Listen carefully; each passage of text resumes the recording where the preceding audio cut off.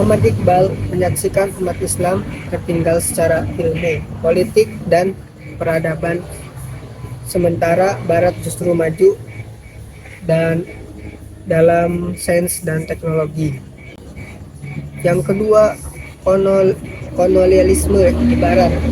Dunia Islam, termasuk India, berada di bawah penjajahan Inggris. Ini menimbulkan krisis harga diri dan identitas umat Islam. Ketiga, transformasi tasawuf Nahdiyin, yakni seperti etos kerja melahirkan harus tasawuf harus melahirkan seperti etos kerja, keberanian melawan ketidakadilan, kepemimpinan moral, dan zikir serta berpikir harus sejalan bersama. Pemikiran Muhammad Iqbal di tahun 1877 sampai 1938, lahir dari kegelisahan intelektual dan spiritual melihat kondisi umat Islam pada akhir abad ke-19 dan awal abad ke-20. Muhammad Iqbal menolak Islam yang beku menurutnya, seperti Islam adalah agama gerak, bukan mesum atau hukum. Ijtihad wajib dihidupkan terutama dalam profesional sosial, politik, dan budaya.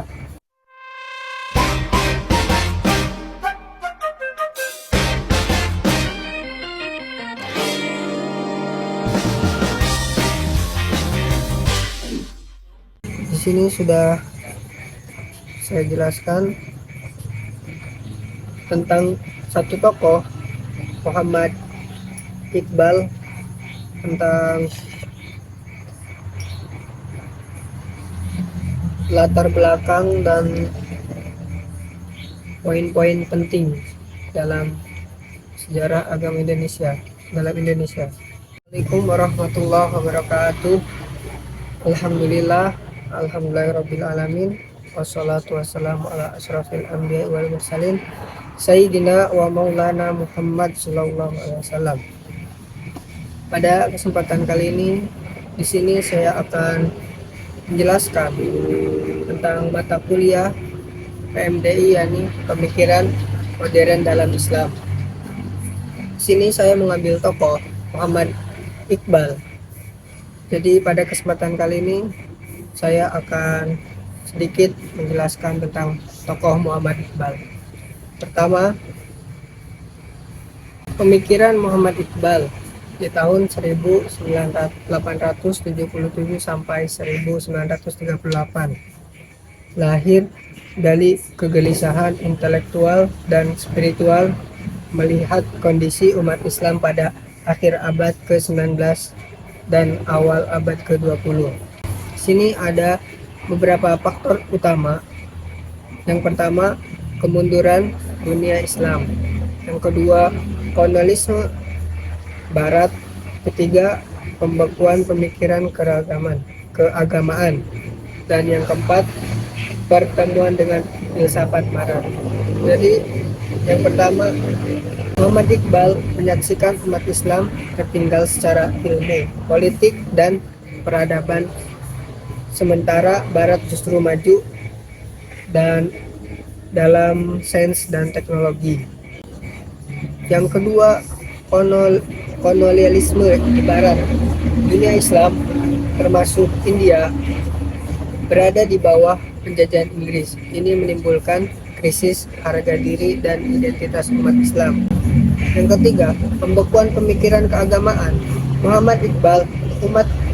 Menurut Muhammad Iqbal, umat Islam terjebak dalam taklid, menutup pintu ijtihad dan memahami agama secara statis, tidak dinamis. Dan yang keempat, pertemuan dengan filsafat Barat. Pendidikan Muhammad Iqbal di Eropa membuatnya akrab dengan Kant, Nietzsche, Bergens, dan Hegel, yang kemudian ia dialogkan secara kritis dengan Islam. Dari sinilah lahir proyek besar Muhammad Iqbal, membangkitkannya kembali ruh Islam yang kreatif, aktif, dan progresif tanpa kehilangan spiritualnya. Kemudian poin-poin tokoh dari Muhammad Iqbal, sini ada 3 poin. Yang pertama, konsep kudi atau ego kreatif. Kudi bukan egoisme, tapi kesadaran diri yang kuat, bertanggung jawab dan berubah dan bertuhan. Manusia ideal adalah manusia yang seperti sadar akan jati dirinya, aktif mencipta, berani mengambil peran sejarah, dan tunduk hanya kepada Allah. Yang kedua, ijtihad dan dinamika Islam. Muhammad Iqbal menolak Islam yang beku menurutnya, seperti Islam adalah agama gerak, bukan mesum atau hukum. Ijtihad wajib dihidupkan terutama dalam profesional sosial, politik, dan budaya.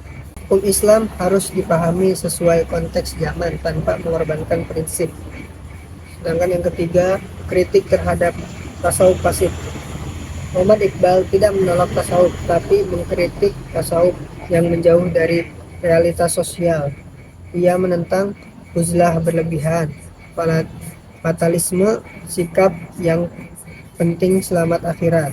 Tasawuf sejati menurut Muhammad Iqbal adalah spiritualitas yang melahirkan keberanian, etos kerja, dan tanggung jawab sosial.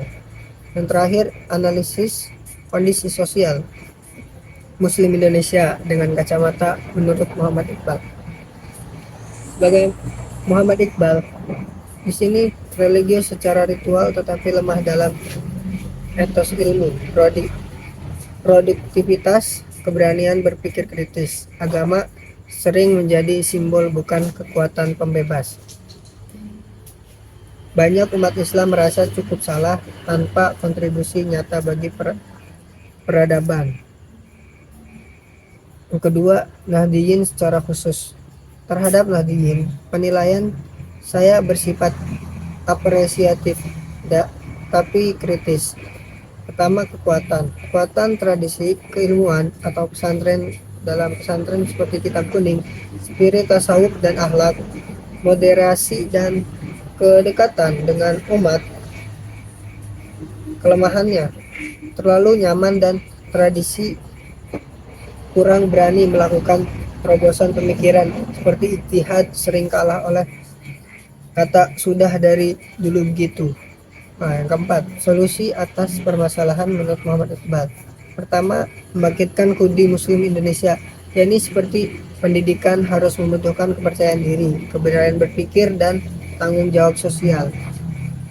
Muslim harus mendidik sebagai subjek sejarah, bukan penonton. Yang kedua, menghidupkan ijtihad kolektif, yakni seperti ulama, akademisi, dan intelektual harus duduk bersama. Masalah kemiskinan, keadilan, lingkungan, dan teknologi tidak cukup dijawab dengan teks lama saja, tapi dengan pemahaman baru yang setia pada ruh Islam.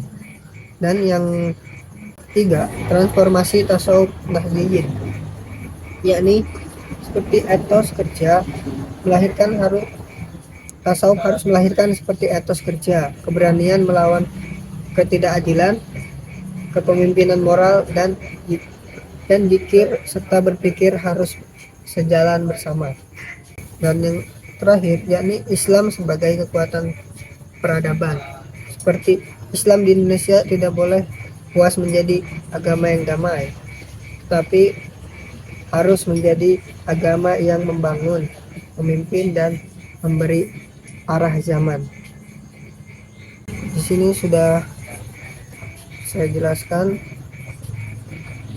tentang satu tokoh, Muhammad Iqbal, tentang latar belakang dan poin-poin penting dalam sejarah agama Indonesia, dalam Indonesia. Mungkin itu saja yang saya sampaikan, kurang lebihnya mohon dimaafkan. Cukup sekian dari saya. Wassalamualaikum warahmatullahi wabarakatuh. tadi.